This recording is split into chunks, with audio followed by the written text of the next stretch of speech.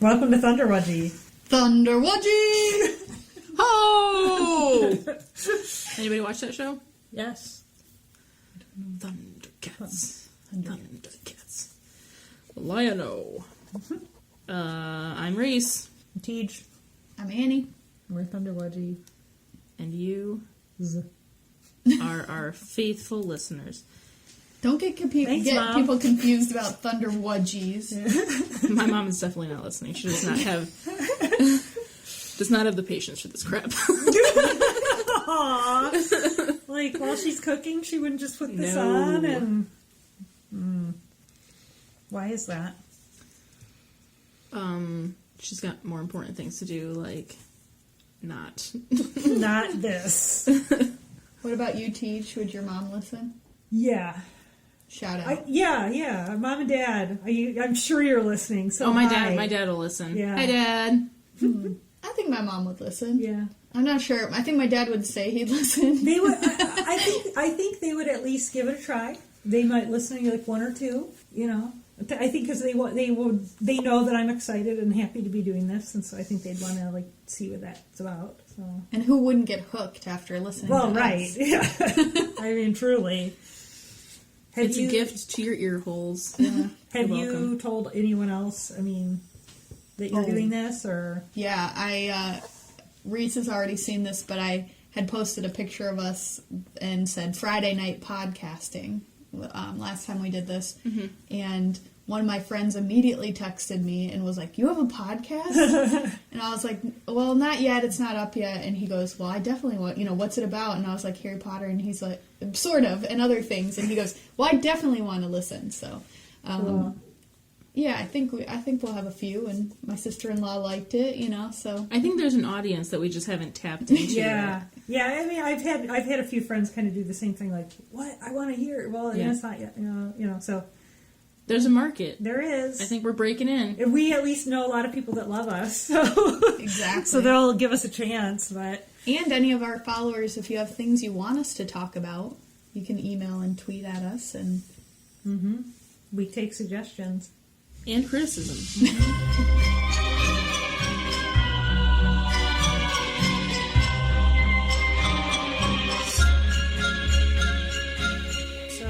What's been on your mind lately? Oh gosh, what a question. Well, I've been thinking with Easter coming up about death. Yeah. Death and life. That happens. I feel like that fits very well with Harry Potter. Easter probably passed a long time ago. Who knows? It could be the year 2020 by now. We don't know how this thing's working out. Right. But where we are right now, currently recording, Easter is next week. Speaking of Easter, Death Eaters, right, guys? Yeah, what were you thinking about death? I brought up the topic, didn't know where we were going to go with it. I think Death Eaters are interesting. Yeah. Do we have compassion for Bellatrix Lestrange? The big questions in life. She intrigues me. I'd say I'm like strangely drawn to her, but I've never thought about if that's compassion. Probably. What about you? I feel bad for her that she has such strong feelings for Voldemort, and he is just using her as a pawn. Yeah. I feel bad for her. She's obviously got a lot wrong with her. It kind of reminds me of like a Joker and Harley Quinn juxtaposition. Yeah. Shout out to the Batman readers. I guess I never really thought of her in that way, like feeling sorry for her, feeling compassion, especially because of what she did to Sirius. But I don't know. Okay, if that's forgivable, or if what she did to Hermione is forgivable, because that was so much worse in the book than they made it seem in the movie. Yeah. Like, that is just like... I feel like those scars never went away. No. Because that's like cursed magic. Oh, it just... It's one of those things that, again, I mean, I guess Peter Pettigrew, like, at different times, I guess I've had a little of that where he just... You feel a little... I don't know, sorry for him, or what's he thinking? He just wanted to find, love and friends. I guess I never really got that sense from her. She always seems so... I mean, I guess I see what you're saying with Voldemort, but she's just so confident and cruel to everyone else that it's really hard to... We don't get her full story. Yeah, I don't know. What is it that caused her to be so awful? I wonder that. Well, it seems like, though, when we have those moments with Sirius and his, like, family tree, and it seems like they all kind of were of the same mindset and things. So, to me, I guess, as I read that, it just kind of felt like she's just continuing kind of, like, with the family evil. And I don't know, I guess I didn't think about something bad necessarily happening to her that she felt comforted by. Well, I mean, that's or bad, drawn. right? Yeah. I mean, just like Voldemort. if you're raised by terrible people, I mean, if you don't really know anything different, like. But Narcissa was not as bad as Bellatrix. Yeah, I guess, she seemed less bad, But she did just follow what everybody else did. She never intervened, which, is that worse or, like, sin by complacency? Well, even in the end, she only helps Harry for her son. It's like it's all about Yeah. Protecting him, her and son. it's not actually about doing the right thing or, you know. But it actually shows she's capable of loving someone else. That's true, but you never... I don't know, I guess you can say that Bellatrix loves Voldemort, but It might it be just like doesn't an seem... infatuation. It seems Yeah. so unhealthy. She seems like a sociopath or something. Like she's that, in love can with you actually be power in love? more than a Yeah. Yeah.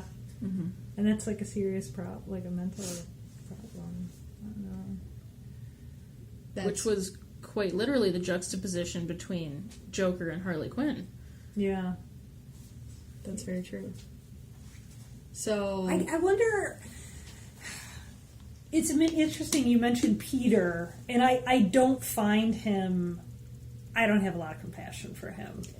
And it's interesting because, in a lot of ways, like you'd say, Bellatrix is a lot worse, and yet I'm more inclined to feel badly for her. But I don't know if it's because I've known Peter Pettigrew types in my life, and so I'm less likely to be compassionate, whereas she's so extreme that all I can just see is the sadness of it, or I don't know. Yeah, I mean, I guess there is something that's very unlikable about him, too, just because he's so pathetic. It seems like he never really takes anything into his own hands, and and you see the love between James and Lupin, not Lupus, and Sirius, and so it seems, maybe he felt crowded out, but it doesn't seem like he made much effort to really... Yeah. I don't know, it's just, he is kind of pathetic. But at the same point, it's like... I don't know. Well, why is he pathetic but not, like... Why don't I feel empathy for him? I kind of do, but I mostly am just annoyed, and I would be tempted to... But his friends are so awesome, and he can't live up to that. Yeah. No, I don't know. But again, just to feel... I guess I feel like he made that... He was on this kind of good side and with good friends, and he betrayed them, and he himself was responsible for the death of his friends. Mm-hmm. And like that to me, I don't know if he feels bad, but that to me, like, I can't imagine living with that. He seemed pretty unapologetic. What are you thinking, Reese? Yeah, there's a lot of huffing and puffing over here. Two things. That might not actually just be two things. It might just be one long rant. It's not a rant. But he is, like, stupid. And I have a hard time with stupid people. So if he's making the stupid decision constantly, it's like... I don't know, there's a lot going on in my head right now, and I don't think I can speak coherently on it. When you say stupid, what do you mean? Because I feel like that can mean a lot of things. He acts like an idiot. Like like cowardice kind of feels stupid. Like when he just, like, will turn into a mouse and run away. Mm-hmm. And then it's like, well, no.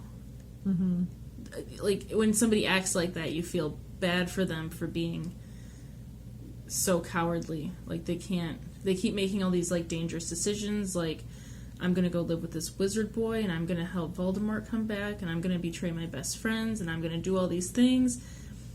They're all really stupid decisions that he decided to make, and at the end of the day, he runs away from his own decisions. Yeah. It's almost like he had a moment, though, of, like, let me do one path, like, take control of my life and do one powerful action, but then it was so horribly wrong. And I think in so many other ways he's just so submissive, and it feels like he's just kind of like walking through life like a zombie. Like he's not really, he's not the mastermind of any other thing really. Like maybe he kind of feels like he's made the one worst decision he could make by betraying the secret of the secret keeper, and now maybe he doesn't feel like it's worth going back and trying to do the right thing again because he's already ruined so much, which could be why he is such a coward. But that's pretty human, right? I mean, isn't it tempting that, like, if you're like, I don't want to use this example, but this is the best I can come up with. You know, it's like you're dieting, right? So then you have your, like, eat something you shouldn't. And then it's really easy to be like, well, today's already gone to hell, so I'm just going to eat more of this crap or whatever. Maybe that's how he feels his life went. Yeah. It's like Lent, too. Just as we're in it, it feels like that. Yeah. But that's a good point. So a lot of the battle is actually fighting that. Or, like, if you are trying to exercise and you miss a day, then that next day is, like, do you get back? Maybe that's why I guess I feel like it's easier to see myself in Peter than it is to see in Bellatrix. And then maybe that's why we can't empathize with him, because it's hard to empathize with ourselves. Life's big questions here and answers. Yeah. But I don't know. That's what she just seems so. Again, we're all capable of evil, but she just seems so out there to me. Where his evil seems like little steps that you could see along the way him taking. He's practiced weakness for so long that it's become the only decision he knows how to make anymore. Yeah. Wow, I feel so bad for Peter now. Yes.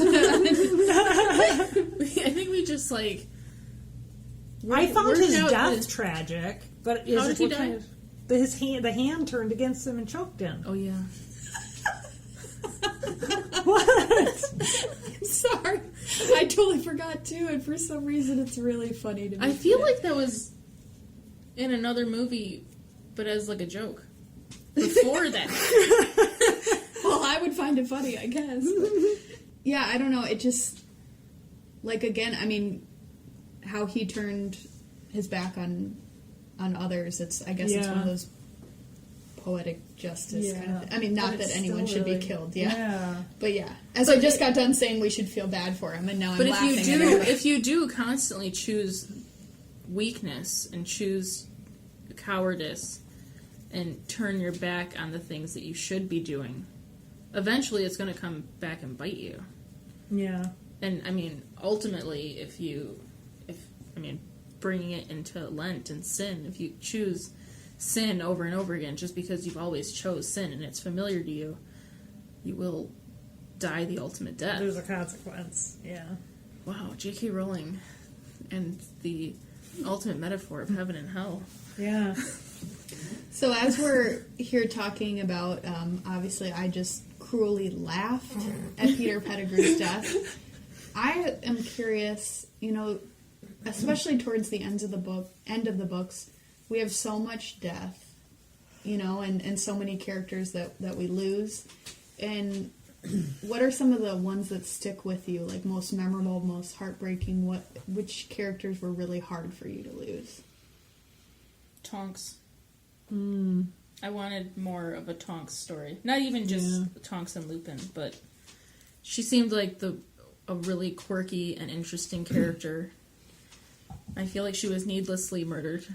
Yeah. Mm-hmm. There was a lot of character there that could have been explored. Yeah. I think that's a really good prequel with her. Yeah, she seems like she had like a really interesting life. Yeah. Yeah, I would think. Yeah, we really didn't go into her much at all. That's kind of how life is, though. It is. There are really interesting people that you meet, and you never get to even know. Yeah. Not even if they die tragically, it's just your kind of paths don't cross again. Yeah. Yeah.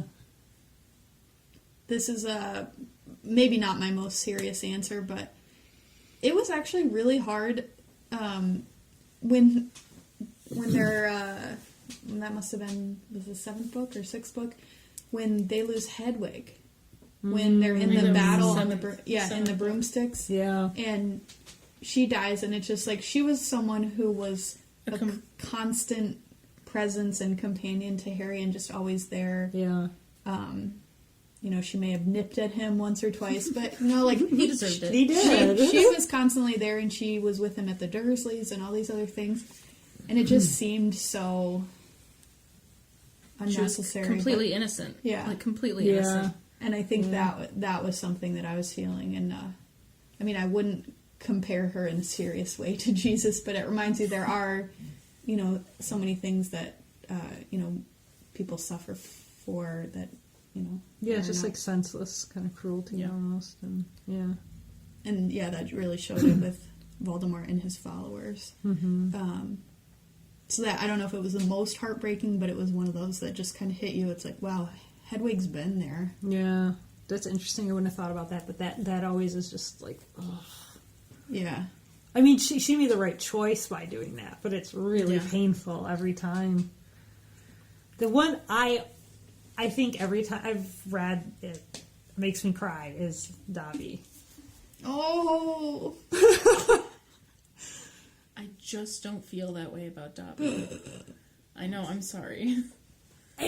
This is why I feel so conflicted. I don't love Dobby, but I find his sacrifice and what he does so like the whole situation so moving, and then how much of an impression it makes on Harry, and and then Grip Hook, and just kind of the ripples of that, or however you want to say, but just kind of the way the whole thing happens, and just how it's like they expect him to be alive, expect him to be there, and just kind of that whole tragedy, I think too, that kind of touches me, as like how easy it is to kind of get like lost in there, or I don't know, that's a way to say it, but like just I mean, isn't that the biggest, the stuff that hurts the most is because you feel like you've lost something that you should have. Mm-hmm. I feel like he should be there. He's there. He rescued all of them, and then at the last minute, she just throws that stupid little knife right there, and that's so true. I didn't even remember that about Dobby, but that was a really powerful scene. I feel like this could be a whole podcast, but I just have to mention, this is the one part where I feel like the movie really, really gets me. But when Snape dies too, it's not the way he dies, but then it's everything that reveals that's revealed after or before? No, after, right? So during. During. And just that throughout this whole time, you think of Snape in one way, and to know that like everything you felt about him pretty much was wrong, and that his sacrifice and like his love for Lily, and that one just like kind of throws you. You're like, I was not. I don't know. Maybe other people saw it, for the reason it was, but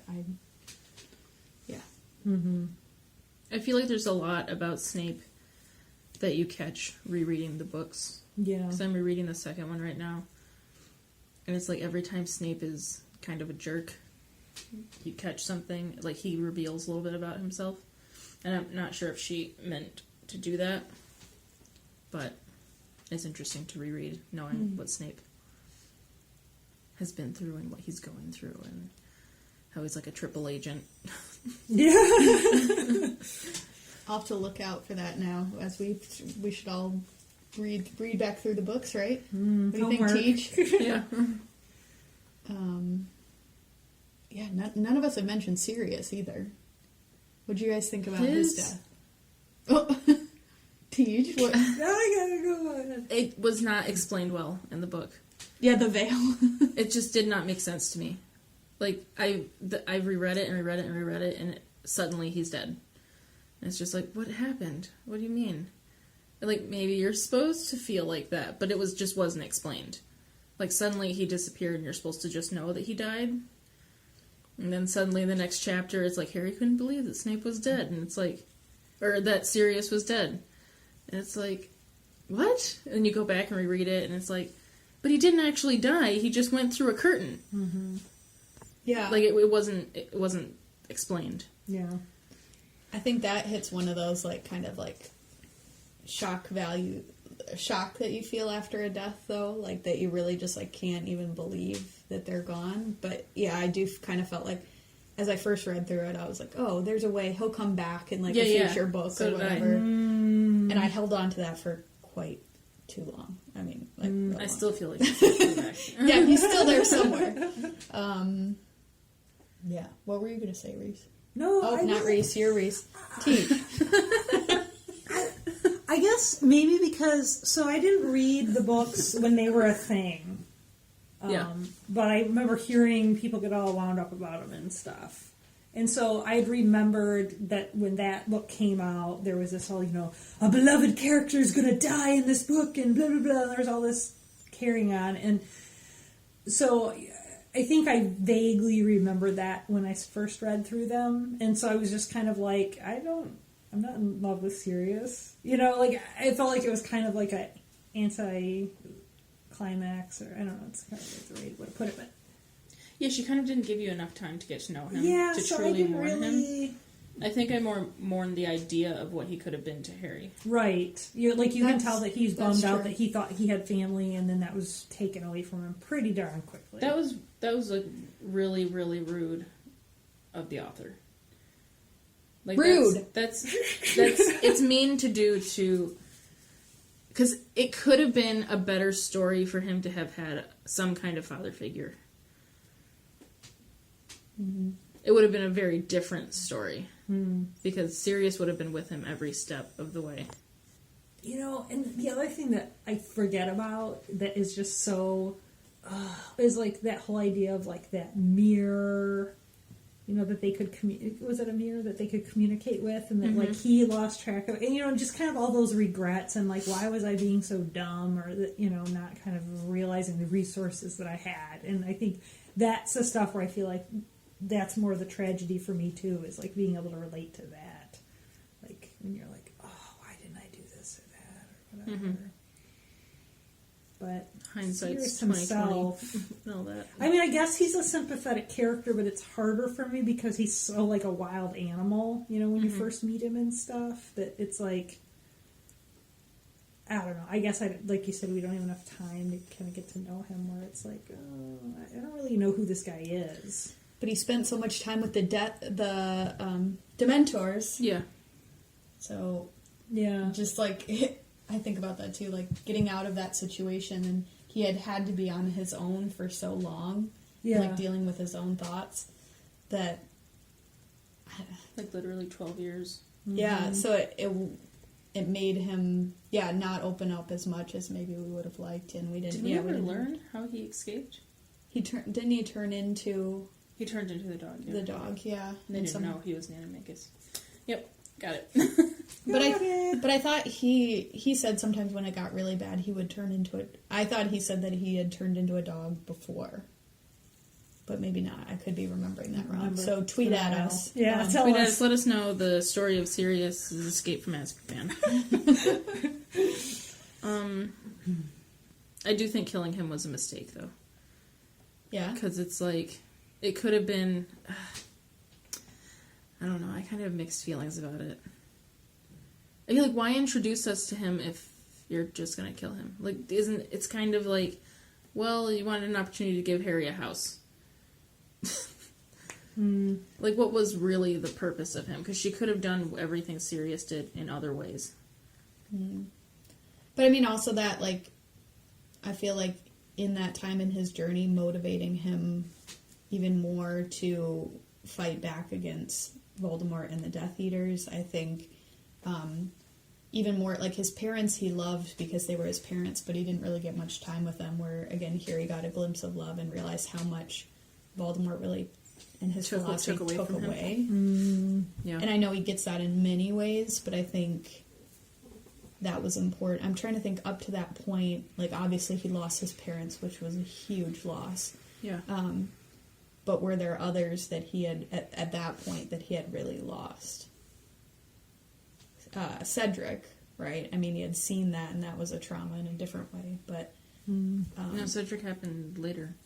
Cedric happened in the 4th book, and then wasn't Sirius in the 5th book in the Department of Mysteries, in the book that I hate. That's a whole hate nother the 5th book? Oh, that's a whole nother story.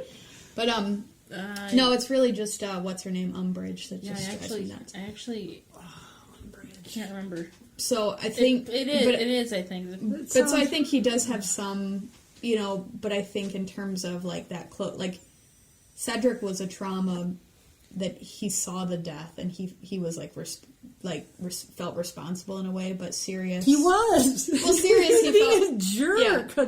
Sirius he felt responsible too for going there that night, but at the same point it was like he had more of a close relationship. So I don't know. Yeah.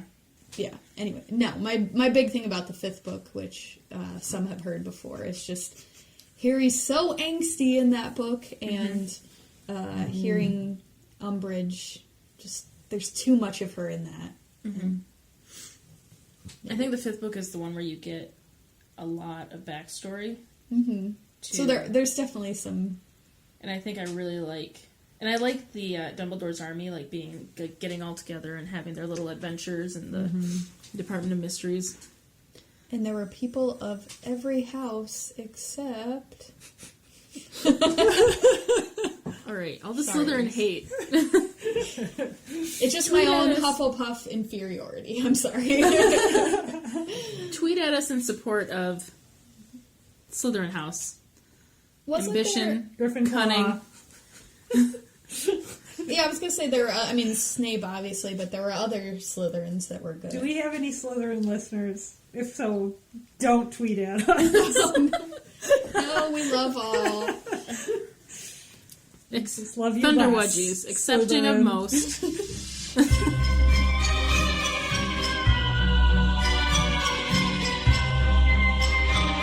Thunderwudgie is hosted by Reese, Annie, and Teej. We're at Thunderwudgie on Twitter, and you can send us an email via thunderwudgies@gmail.com. Thanks for listening.